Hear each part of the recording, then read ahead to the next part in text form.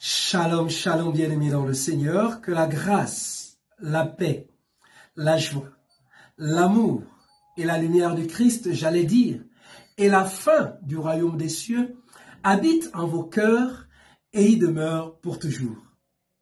Rendons grâce au Seigneur qui renouvelle en chacun d'entre nous son souffle de vie. Bénissons-le en ce 17e dimanche du temps ordinaire de l'année liturgique B. Disons-lui notre gratitude parce qu'il nous permet de vivre notre méditation dominicale qui porte le titre de « Afin de répondre à ta vocation ». Bien-aimés dans le Seigneur, la vocation de tout être humain, de tout homme, c'est de vivre dans la présence de Dieu. C'est de vivre dans le royaume des cieux. Avoir faim de répondre à sa vocation, c'est avoir le désir et la volonté de vivre dans le royaume des cieux. C'est avoir le désir et la volonté d'accomplir l'œuvre de Dieu en tout temps et en tout lieu, à tout instant.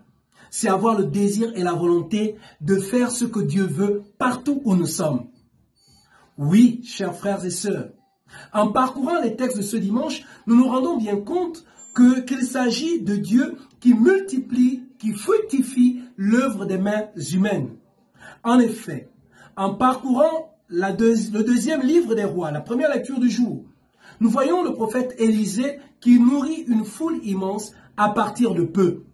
Cette situation se reproduit dans l'évangile de Jean, la multiplication des pains, l'évangile du jour. Jésus qui nourrit une foule immense à partir de peu de poissons et peu de pain.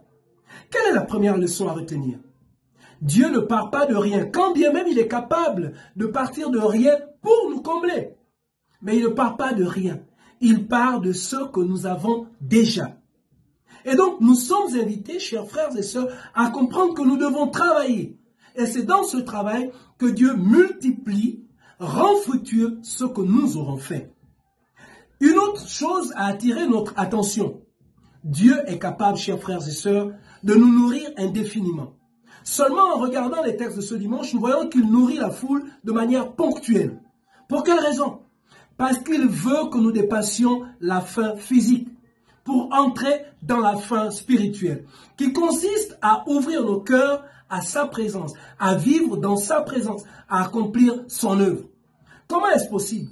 Saint Paul, dans la deuxième lecture, c'est Éphésiens chapitre 4, je crois, les 6 premiers versets, nous dit que nous devons vivre de manière à répondre à notre vocation dans l'humilité, la douceur et la patience, en ayant à cœur de cultiver l'unité dans l'esprit, entendons l'Esprit Saint, par le lien de la paix.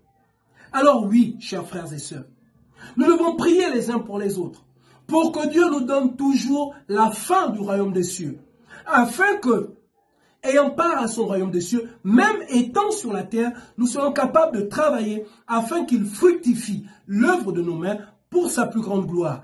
Et le salut de chacun d'entre nous, loué soit Jésus-Christ à jamais. Que le Seigneur vous bénisse et vous accorde de passer un fructueux dimanche, lui qui est Père, Fils et Saint-Esprit. Amen. Au passage, nous vous invitons en ce jour à prier pour tous nos grands-parents, vivants et décédés. Que Dieu vous bénisse.